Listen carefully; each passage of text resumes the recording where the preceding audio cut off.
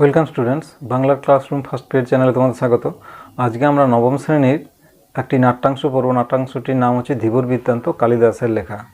এখন আমরা এই নাটকটির মূল নাটক অর্থাৎ এটি কোথা থেকে এসেছে এবং তার নাট্যকার অর্থাৎ কালিদাস সম্পর্কে আমরা কিছু তথ্য বা খবর সংগ্রহ করে নিই, তাহলে আমাদের পাঠ্যাংশটা বুঝতে সুবিধা হবে।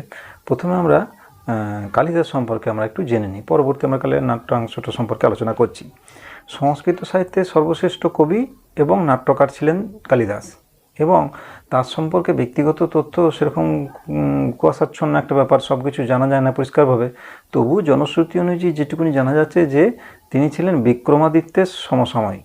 বিক্রমাদিত্য তাকে তার রাজসভার শ্রেষ্ঠ রত্ন বলে মনে করতেন, এবং তিনি মোটামুটি 386 খ্রিস্টাব্দ থেকে 413 খ্রিস্টাব্দ পর্যন্ত, মানে ওই চতুর্দশ শতকের অন্তিম লগ্ন থেকে পঞ্চম শতক, চতুর্থ শতকের অন্তিম লগ্ন, মানে 386 চতুর্থ শতকের অন্তিম লগ্নই হচ্ছে।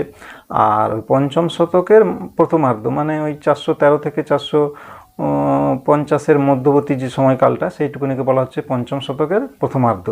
এই সময়ে তিনি আবির্ভূত হয়েছিলেন। তার সম্পর্কে যেটুকুনি জানা যাচ্ছে, তিনি তো সংস্কৃত ভাষার একজন শ্রেষ্ঠ কবি এবং নাটককার। মূলত তিনি 3টে নাটক লিখেছিলেন এবং সেই নাটকগুলি খুবই উৎকৃষ্ট। সেই নাটকগুলির নাম সম্পর্কে আমরা একটু সংক্ষেপে জেনে নিই। নাটকগুলির নাম হচ্ছে মালবিকাগ্নিমিত্রম, তারপরে বিক্রম উর্বশীয়ম এবং অভিজ্ঞান শকুন্তলম। এটা আমাদের 3টে নাটকই খুব উৎকৃষ্ট। এছাড়াও তিনি মহাকাব্য রচনা করেছিলেন, সেগুলো হচ্ছে মেঘদূতম, কুমার সম্ভবম এবং রঘুবংশম। এছাড়াও তিনি একটি ঋতুসংহার বলে গীতিকাব্যও লিখেছিলেন। যাই হোক, মোটামুটি আমরা তার সম্পর্কে এই ধরনের তথ্যগুলি পাচ্ছি।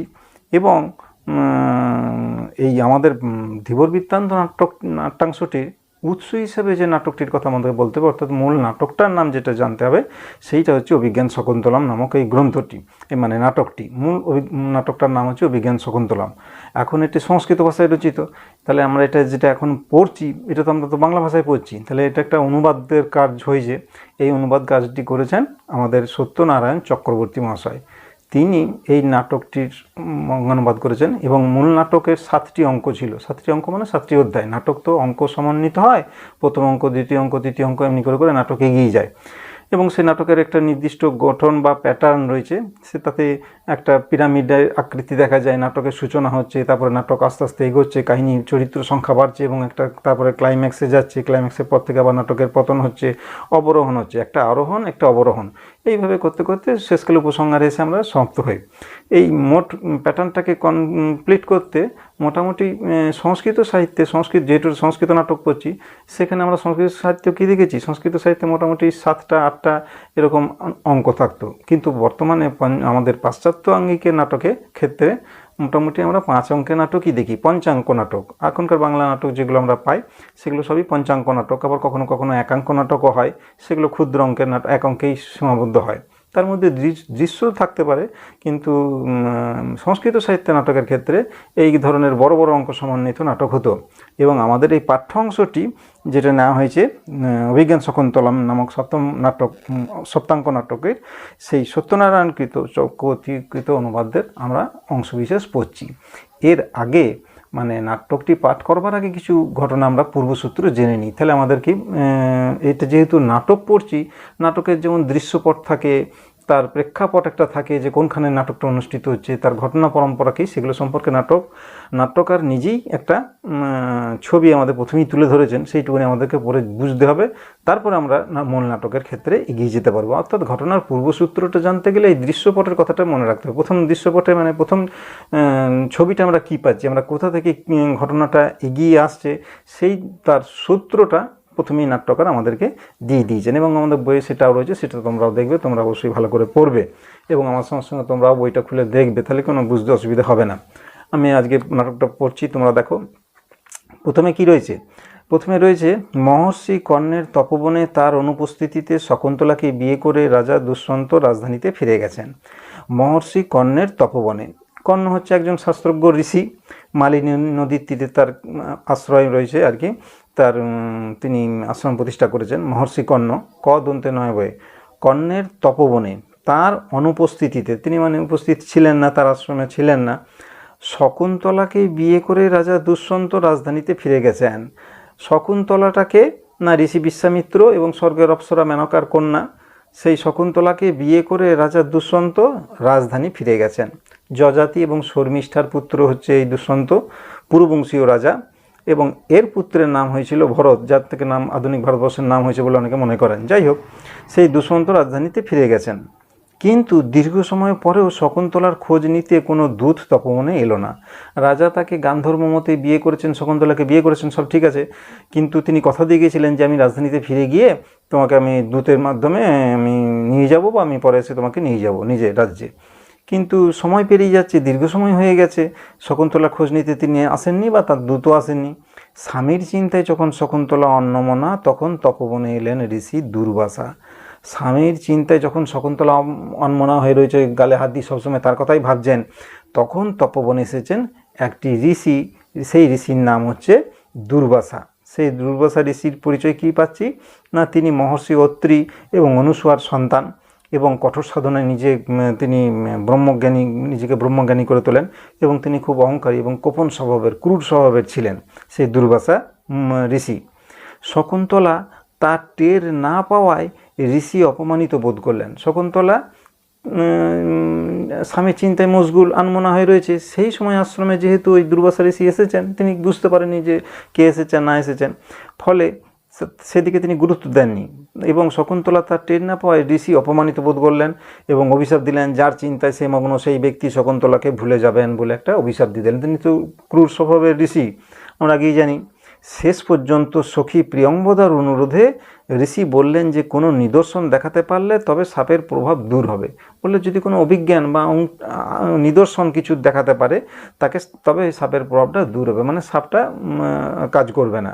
এইটা একটা সমাধান সূত্র তিনি দিয়ে গেলেন, তাও সখী প্রিয়ঙ্বদার অনুরোধে। প্রিয়ঙ্বদা নানা করছে এরকম অভিশাপ দেবেন না, তখন প্রিয়ঙ্বদার অনুরোধে ঋষি এই তথ্যটি জানিয়েছিলেন যে যদি কোনো নিদর্শন দেখাতে পারে। বেশ, দুষ্যন্ত রাজধানীর উদ্দেশ্যে বিদায় গ্রহণের সময় শকুন্তলাকে যে আংটি পরিয়ে দিয়েছিলেন, সখীরা মনে করলেন সেই আংটিই হবে ভবিষ্যতের স্মারক চিহ্ন। তাহলে দুষ্যন্ত রাজধানীর উদ্দেশ্যে যাওয়ার সময় শকুন্তলাকে বিয়ে করে, গান্ধর্ব মতে বিয়ে করে যখন চলে যাচ্ছেন রাজধানীতে, তখন ঠিক সেই সময় শকুন্তলাকে একটা আংটি পরিয়ে দিয়ে গেছিলেন যে এইটা তুমি নিদর্শন হিসেবে রাখো। সেই সখীরা তখন মনে করছে তাহলে ওই আংটিটা দেখালেই সমস্ত অভিশাপটা আর কোনো কাজ করবে না, রাজা তাকে চিনতে পারবেন বা এই ধরনের কোনো ব্যাপার থাকবে আর কি, ভবিষ্যতে স্মারক চিহ্ন হিসেবে সেইটুকুনি দেখানো যাবে। সখীরা তখন এইসব মনে করলেন। মহর্ষি কর্ণ তীর্থ থেকে ফিরে শকুন্তলাকে প্রতিগৃহে পাঠানোর আয়োজন করলেন। মহর্ষি কর্ণ তো আশ্রমে ছিলেন না, তার মধ্যে তো এইসব ঘটনাগুলো ঘটেছে। শকুন্তলা দুষ্যন্তকে বিবাহ এবং তাকে রেখে দিয়ে চলে যাওয়া, এইসবগুলো ঘটেছে। এরপরে যখন কর্ণ তীর্থ ভ্রমণ করে এসেছেন আশ্রমে ফিরে, তখন তিনি সমস্ত সংবাদ অবগত হলেন, সমস্ত ঘটনা তিনি জানলেন এবং শকুন্তলাকে তার স্বামীর ঘরে পাঠাবার জন্য তিনি আয়োজন করলেন। দুষ্যন্ত সমীপে উপস্থিত হলে তিনি শকুন্তলাকে চিনতেও পারলেন না। এরপর যখন শকুন্তলা দুষ্যন্তের কাছে গেছে, তখন তিনি তাকে চিনতেও পারছেন না, সেই অভিশাপটা কার্যকর হয়েছে। এদিকে পথে শচীতীর্থে স্নানের পর অঞ্জলি দেওয়ার সময় হাত থেকে খুলে পড়ে গেছে শকুন্তলার হাতের আংটি। শচীতীর্থ মানে একটি নদী, সেই নদীতে স্নানের পর অঞ্জলি দেওয়ার সময় জলে নিয়ে অঞ্জলি দিতে গিয়ে হাত থেকে আংটিটা খুলে পড়ে গেছে নদীর জলে। শকুন্তলার হাতের আংটি তিনি আর বুঝতেও পারেননি। শকুন্তলা অপমানিতা হলেন রাজসভায়। এরপরে রাজসভার কাছে, রাজার কাছে গেছে এবং সমস্ত ঘটনা বলছেন, তিনি তোমার আসার কথা ছিল, আমাকে নিয়ে যাওয়ার কথা ছিল, কিন্তু রাজা তো তাকে চিনতে পারছেন না। ঘটনাক্রমে সেই আংটি পেল এক ধীবর। এরপরে নদীতে মাছ ধরে ধীবর, এরপরে গল্প, আমাদের নাটকটার নাম কি ধীবর বৃত্তান্ত, সেই ধীবরের কথাটা এবারে আমরা আসছি। ধীবর এখানে একটা মূল চরিত্র, নাটকের মূল একটি চরিত্রের নাম হচ্ছে ধীবর চরিত্রটি। এরপরে এই পুরো অংশটা আমাদেরকে নাটকের প্রথমেই আমাদের জানতে পারলাম, এটা পূর্বসূত্র হিসেবে। ঘটনাক্রমে সেই আংটি পেল এক ধীবর। এরপরে ধীবরের চরিত্রের কথোপকথনের মাধ্যমে নাটক এগিয়ে যাবে। এরপর সেই অংশটুকু নিয়ে আমরা দেখো কেমন করে পাচ্ছি। তারপর নগর রক্ষায় নিযুক্ত রাজশ্যালক এবং পিছনে হাত বাঁধা অবস্থায় এক পুরুষকে সঙ্গে নিয়ে দুই রক্ষীর প্রবেশ। এটা তো নাটক, আমরা আগেই বলে দিয়েছি।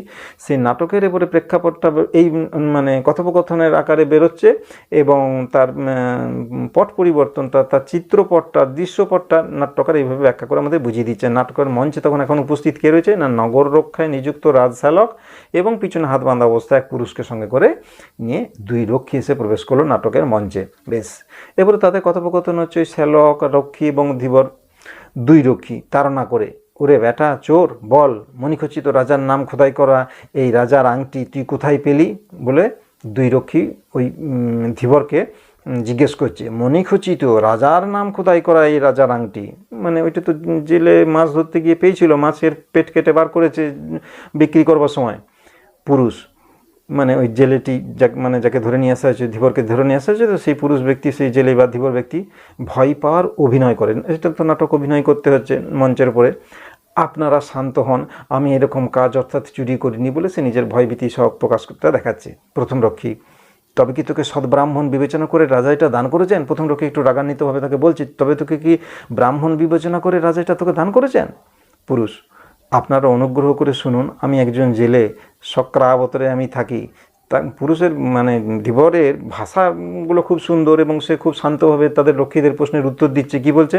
আপনারা অনুগ্রহ করে শুনুন, আমি একজন জেলে, শক্রাবতরে, নিজের পরিচয়টা এভাবে দিচ্ছেন, শক্রাবতরে আমি থাকি। দ্বিতীয় রক্ষী, বেটা বাট পার, আমরা কি তোর জাতির কথা জিজ্ঞাসা করেছি? মানে প্রথম রক্ষীদের পরিচয়টা, এখানে রক্ষীদের চরিত্রটা এইভাবে প্রকাশ পাচ্ছে। সে তাদেরকে ধীবরকে ঠক, জোচ্চোর এসব বলছে, বাটপার বলছে এবং অপমানসূচক কথাবার্তা বলছে। আমরা কি তোর জাতির কথা জিজ্ঞাসা করেছি? ও যখন বলছে আমি একজন জেলে শক্রাবতরে থাকি, তখন তার প্রত্যুত্তরে দ্বিতীয় রক্ষীর এই ধরনের উক্তি। তারপরে শ্যালক, এও একটি চরিত্র। শ্যালক কি বলছে? রাজ শ্যালক, সূচক একে পূর্বাপর সব বলতে দাও, মানে প্রথম রক্ষীকে উদ্দেশ্য করে বলছে সূচককে, একে পূর্বাপর সব বলতে দাও, একে মানে ধীবরকে সব বলতে দাও, মধ্যে বাধা দিও না, কথার মাঝে বলো না। দুই রক্ষী, তা আপনি যা আদেশ করেন, বল কি বলছিলি বলে আবার জেলেকে, ধীবরকে অপমানসূচক তুই তোকারি করে বলছে, বল কি বলছিলি। পুরুষ, আমি জাল, বড়শি ইত্যাদি নানা উপায়ে মাছ ধরে সংসার চালাই। মানে এটা আমাদের নাটক, এই নাট্যাংশটা তো মূল চরিত্র ধীবর, সেই ধীবর চরিত্রের অনেকগুলো বৈশিষ্ট্য পাচ্ছি। সেটা কি কি দেখতে পাচ্ছি না, তার মধ্যে বৃত্তিজনিত কোনো হীনমন্যতা বোধ নেই যে আমি এটা ছোট কাজ করছি, আমি মাছ ধরছি, এটা নিয়ে তার মধ্যে কোনো মানে হীনমন্যতা বোধ নেই। সে সোজাভাবেই বলছে যে আমি একজন জেলে, আমি মাছ ধরে সংসার চালাই, এগুলোর মধ্যে তার গর্বই রয়েছে। শ্যালক হেসে, তা তোর জীবিকা বেশ পবিত্র বলতে হয় দেখছি, মানে ওটাকে নিয়ে ওরা ব্যঙ্গ করছে শ্যালক পর্যন্ত। তখন কি বলছে পুরুষ, শুনুন মহাশয় এরকম বলবেন না বলে সে তার বিরোধিতাও করছে। তারপরে দেখো কি বলছে, যে বৃত্তি নিয়ে যে মানুষ জন্মেছে সেই বৃত্তি নিন্দনীয়, ঘৃণ্য হলেও তা পরিত্যাগ করা উচিত নয়। বেদজ্ঞ ব্রাহ্মণ স্বভাবে দয়াপরায়ণ হলেও যজ্ঞীয় পশুবধের সময় নির্দয় হয়ে থাকেন। মানে বেদজ্ঞ ব্রাহ্মণের কথা প্রসঙ্গে তিনি কি বলছেন, ধীবর বা জেলেটি বলছে কি, যে ব্রাহ্মণ যদি স্বভাবে দয়াপরবশ হয়, দয়াপরায়ণ হন, তবুও যজ্ঞীয় পশুবধের সময় তাকে নির্দয় হতেই হয়। মানে তার পেশার প্রতি তার ভালোবাসা রয়েছে, মমত্ববোধ রয়েছে, আত্মমর্যাদা বোধ রয়েছে। এই অত্যন্ত আত্মমর্যাদা প্রখর বলেই সে এই ধরনের মুক্তিগুলো করতে পারছে, যে এটাকে নিয়ে কোনো ব্যঙ্গবিদ্রুপ কিছু করবেন না, যেটা যার বৃত্তি, যেটা যার জীবিকা, সেটা নিন্দনীয় হলেও সেটাকে গ্রহণ করতে হবে, পরিত্যাগ করা উচিত নয় বলে সে কথাগুলো জানালো। শ্যালক তখন কি বলছে, তারপর পুরুষ, একদিন একটা রুই মাছ যখন আমি খণ্ড খণ্ড করে কাটলাম, তখন সেই মাছের পেটের মধ্যে মণিমুক্ত ওই ঝলমলে আংটিটা দেখতে পেলাম। সে তো নিজের জীবনের অভিজ্ঞতার কথা বলছে, যেভাবে আমি বিক্রি করতে গিয়ে রুই মাছকে যখন কাটলাম খণ্ড খণ্ড করে, তখন সেই মাছের পেটের মধ্যে মণিমুক্ত ওই ঝলমলে আংটিটা দেখতে পেলাম। আর পরে সেই আংটিটা বিক্রি করার জন্য যখন লোককে দেখাচ্ছিলাম, তখন আপনারা আমায় ধরলেন। এইটা ঘটনাটা আসলে পাঠকদেরকে জানানো হচ্ছে যে কিভাবে নাটকের এই অংশটিতে আমরা এসে উপস্থিত হলাম। ওরা তো জানি যে কখন কাকে কী ধরছি, যে রক্ষীরা বা শ্যালক, তাদেরকেই যখন এই উক্তি বারবার করে বলা হচ্ছে, তখন এটা ধরে নিতে হবে যে এটা দর্শকদের প্রতি, পাঠক যারা নাটকের যারা দর্শক, তাদের সামনে ঘটনাটা ব্যাখ্যা করা হচ্ছে এইভাবে, যে সে আংটিটা বিক্রি করার জন্য যখন লোককে দেখাচ্ছিলাম, তখন আপনারা আমায় ধরলেন। এখন মারতে হয় মারুন, ছেড়ে দিতে হয় ছেড়ে দিন, কিভাবে এই আংটি আমার কাছে এলো তা বললাম। মানে সে অত্যন্ত সৎ সাহসী মানুষ, সে সোজা কথা সোজাভাবে বলে, পরিষ্কারভাবে বলে দিচ্ছে। এটাও তার চরিত্রের একটা বৈশিষ্ট্য, মানে ধীবর চরিত্রের বৈশিষ্ট্যটা তো প্রধান। এখানে সেই বৈশিষ্ট্যগুলো আমরা খুব সুন্দরভাবে পাচ্ছি কি না, তার মধ্যে বৃত্তিজনিত কোনো হীনমন্যতা বোধ নেই দেখতে পেয়েছি, সে তার পেশার প্রতি আনুগত্য বোধ রয়েছে, তার মমত্ব ভালোবাসার পরিচয় আমরা পেয়েছি, আত্মমর্যাদা বোধ সম্পন্ন ব্যক্তি, সে জীবিকাটাকে নিন্দনীয় বলে মনে করলেও সেটা থেকে পরিত্যাগ করা উচিত নয় বলে ওদেরকে জানিয়েছে। তারপর এখানে দেখতে পাচ্ছি কি না, সে অত্যন্ত সৎ সাহসী মানুষ, সোজা কথা সোজাভাবে বলে দিচ্ছে যে মারতে হয় মারুন, ধরতে হয় ধরুন, ছেড়ে দিতে হয় ছেড়ে দিন, ইত্যাদি ইত্যাদি। শ্যালক জানুক, মানে দ্বিতীয় রক্ষীকে উদ্দেশ্য করে বলছে, এর গা থেকে কাঁচা মাংসের গন্ধ আসছে, এ অবশ্যই গোসাপ খাওয়া জেলে হবে। তবে আংটি পাবার ব্যাপারে যা বললো তা একবার অনুসন্ধান করে দেখতে হবে যে ঠিক ঠিক বলছে কি না। সুতরাং রাজবাড়িতেই যাই, রাজবাড়িতে গিয়ে ঘটনার তদন্ত করে দেখি যে যা বলছে সব ঠিক কি না। দুই রক্ষী, তবে তাই হোক, চল রে গাঁট কাটা বলে ওকে আবার গাঁট কাটা বলে উল্লেখ করছে। রক্ষীদের ব্যবহার মোটেই ভালো নয়, তাদের কথাবার্তার মধ্যে শোভন ব্যাপারটা নেই, এবং তাকে গাঁট কাটা, চোর, বদমাস, এইসব বাটপার বলে উল্লেখ করেছে, আমরা গিয়ে দেখেছি। এবারে সবাই মিলে এগিয়ে চললেন, মানে নাটকে এরকম একটা পট পরিবর্তন হচ্ছে, সবাই এগিয়ে চললো। শ্যালক, সূচক, সদর দরজায় সাবধানে এই চোরকে নিয়ে অপেক্ষা করো।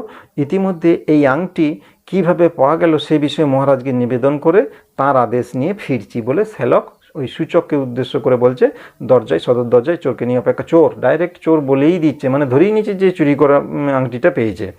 এই আংটি কিভাবে পাওয়া গেল সেসব বিষয়ে মহারাজকে নিবেদন করে দিয়েছে, মানে দুষ্মন্ত রাজসভাতে গিয়ে তাকে জানিয়ে তার আদেশ নিয়ে ফিরে আসি যে তিনি কি করতে চান, কি বলতে চান। দুই রক্ষী, আপনি প্রবেশ করুন, মহারাজ এ সংবাদ শুনে খুব খুশি হবেন বলে তিনি দুই রক্ষী তার শ্যালককে জানালো। রাজশ্যালক বেরিয়ে গেলেন। প্রথম রক্ষী, আমাদের প্রভুর দেখি খুব বিলম্ব হচ্ছে। এটা লাইন ধরানোর সময় প্রশ্ন আসতে পারে, আমাদের প্রভুর দেখি খুব বিলম্ব হচ্ছে। আমাদের প্রভু বলতে কার কথা বলা হয়েছে? আমাদের প্রভু বলতে এখানে রাজশ্যালকের কথা বলা হয়েছে। তার বিলম্ব হওয়ার কারণ কি, এটা বানিয়ে বানিয়ে লিখতে হবে, এটা এখানে নাই। বিলম্ব হওয়ার কারণটা হচ্ছে মানে তার দেরি হচ্ছে খুব। কেন? তাকে পূর্বাপর সমস্ত ঘটনার কথা রাজা দুষ্মন্তকে জানাতে হচ্ছে, তিনি শুনছেন, তারপরে এটা শোনানোটা একটা সময়ের ব্যাপার। তারপরে চট করেই তো রাজার কাছে যাওয়া যায় না, সবসময় তো রাজার কাছে যেতে পারা যায় না, তার জন্য উপযুক্ত সময় দেখে যেতে হয়, এটার জন্য অপেক্ষা করতে হবে, এর জন্যও সময় লাগছে, ইত্যাদি কারণগুলো তোমাদেরকে বলতে হতে পারে যদি এই ধরনের প্রশ্ন আসে যে আমাদের প্রভুর দেখি খুব বিলম্ব হচ্ছে। বিলম্ব হওয়ার কারণ কি বলে তখন এই সবগুলো উত্তরগুলো লিখতে হবে। দ্বিতীয় রক্ষী, আরে বাবা, অবসর বুঝে তবে না রাজার কাছে যাওয়া যায়, রাজার কাছে যাও বলি তো চট করে যাওয়া যায় না, এটা একটা কারণ। আর দু নম্বর কারণ হচ্ছে যে পূর্বাপর ঘটনাটার সংক্ষেপে একটু বর্ণনা করতে হবে, সেটার জন্য একটু সময় লাগবে। দ্বিতীয় রক্ষী এটা বললো।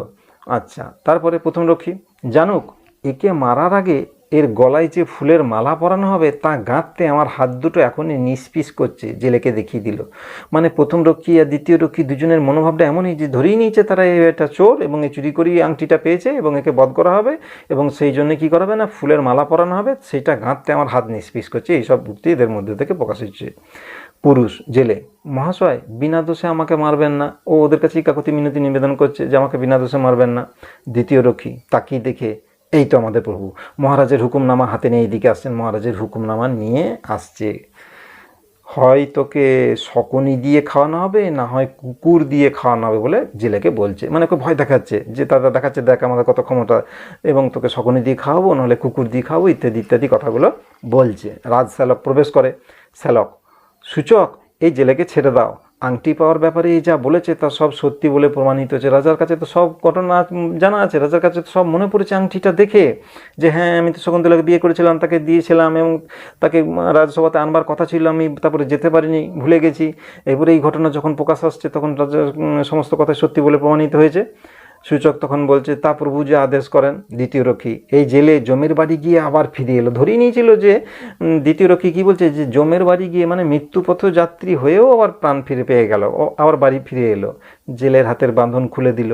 পুরুষ, শ্যালককে প্রণাম করে, মানে তার প্রাপ্য মর্যাদা দিয়ে, প্রভু আজ আমার সংসার চলবে কিভাবে, মানে সে খুব প্রখর বাস্তববাদী, এটাও তার একটা চরিত্রের বৈশিষ্ট্য, সে প্রখর বাস্তববাদী। এই যে সময় নষ্ট হলো, সে যে তার জীবিকা অর্জন করতে গিয়ে আজকে এইভাবে অসুবিধার মধ্যে পড়লো, সেই জন্য সে বলছে কি আজকে আমার সংসারটা কিভাবে চলবে, এবং তাকে শ্যালককে প্রাপ্য সম্মানও দিচ্ছে। ওরা কিন্তু একে জেলেকে তুইতকারি করছে, চোর বাটপার ইত্যাদি বলছে, হাসি ঠাট্টা মস্করা করছে, কিন্তু জেলে ব্যক্তিটি সে তাকে শ্যালককে যথেষ্ট মর্যাদা প্রণাম প্রদর্শন করছে, প্রাপ্য মর্যাদা প্রদর্শন করে প্রণাম করে বলছে আজকে আমার সংসার চলবে কীভাবে।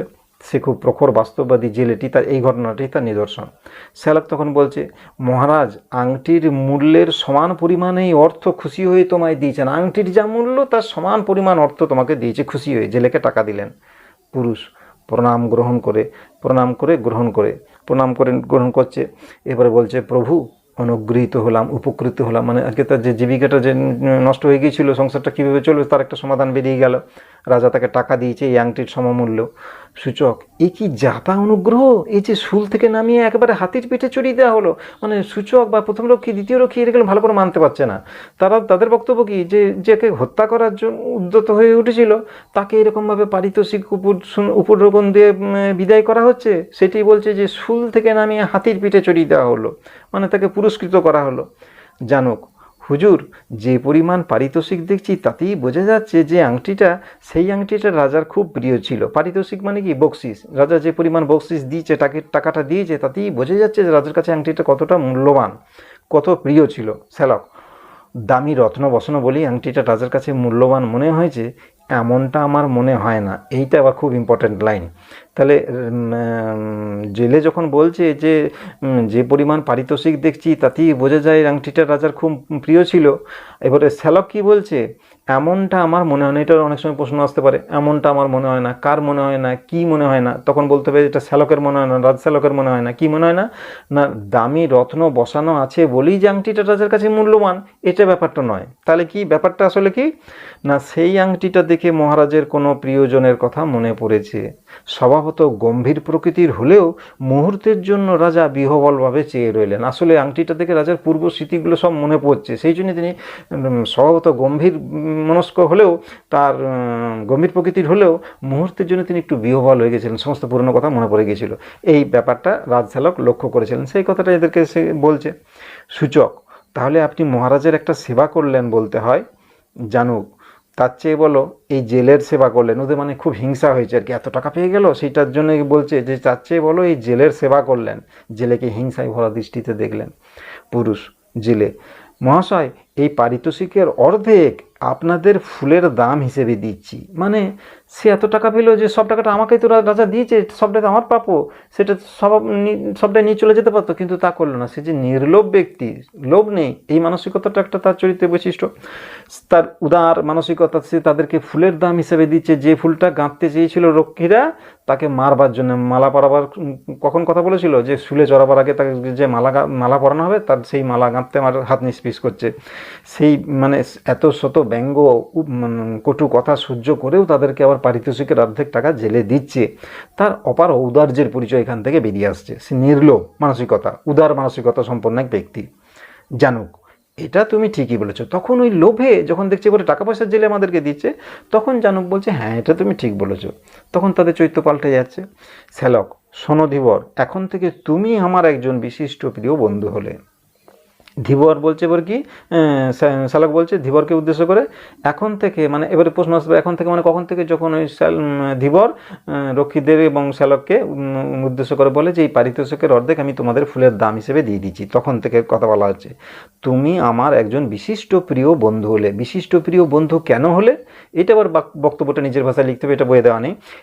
এর কারণটা হচ্ছে যে সে শ্যালক বুঝতে পেরেছে যে জেলে সমস্ত ঘটনা সত্য বলেছে, সে তার জীবিকার প্রতি সৎ, কর্তব্যপরায়ণ, সৎ আছে, সাহসী আছে, তার মধ্যে লোভ নেই, সে উদার মনের মানুষ, সে তাকে যথার্থ সম্মান প্রদর্শন করেছে। এসব কথাগুলো বুঝতে পেরেই ধীবরকে রাজশ্যালক একজন বিশিষ্ট প্রিয় বন্ধু হিসেবে গ্রহণ করেছে। সংক্ষেপিত সম্পাদিত তর্জমা সত্যনারায়ণ চক্রবর্তী। বেশ, তাহলে এটা আমরা জানতে পারলাম যে সত্যনারায়ণ চক্রবর্তী এবং বঙ্গানুবাদ্য করেছে, এটাও একটু তোমরা খেয়াল রাখবে। তোমরা তাহলে আজকে নাটকটা আমরা পুরোটাই শেষ করলাম মোটামুটি। এইটুকুনি ভালো করে পড়বে, বুঝতে কোনো অসুবিধা হবে না, আশা করি সবটাই বুঝতে পেরেছো। মূল প্রশ্ন একটাই, এবং ধীবর চরিত্রের বর্ণনাটা, রাজশ্যালকের বর্ণনাটা অবশেষে শেষকালে পাল্টে গেল, তাকে বন্ধু হিসেবে গ্রহণ করে নিল। রক্ষীদের চরিত্র সম্পর্কে একটু জানতে পেরেছি, তারা কেমন ভাষায় কথা বলেছে, চোর বাটপার ইত্যাদি বলেছে, নেতিবাচক দৃষ্টিভঙ্গি প্রকাশ পেয়েছে, তাকে হত্যা করতে উদ্যত হয়েছে, এবং তার কাছ থেকে যখন পারিতোষিকের অর্ধেক পাচ্ছে তখন আবার তাদের মনোভাব পাল্টে গেছে। এটা তুমি ঠিকই বলেছো বলে তখন রক্ষীদ্বয় জানাচ্ছে। এইটুকুনি পড়বে। নামকরণের সার্থকতা, ধীবর বৃত্তান্ত নাটকের মধ্যে পুরো ঘটনাটা ধীবরকে কেন্দ্র করে গড়ে উঠেছে প্রথম থেকে শেষ পর্যন্ত। সুতরাং নাটকের নামকরণের ক্ষেত্রে কোনো অসঙ্গতির ব্যাপার নেই। এটা নাটকটা সঙ্গত হয়েছে, নামকরণটা যথার্থ হয়েছে, বাস্তবোচিত হয়েছে, এরকম করে এটা লিখতে পারবে। কাহিনীটা একটু সংক্ষেপে বর্ণনা করে দিয়ে শেষকালে এটা প্রমাণ করে দিতে হবে যে নাটকের নামকরণটা সার্থক হয়েছে, যুক্তিসঙ্গত হয়েছে। এইটুকুনি, আর কিছু নেই সেরকম। ছোটোখাটো লাইন ধরে দু একটা প্রশ্ন আসতেই পারে, সেগুলো তোমরা একটু দেখবে। মোটামুটি বড় প্রশ্নের ক্ষেত্রে ওই ধরনের চরিত্রগুলো, নামকরণ, এইগুলো।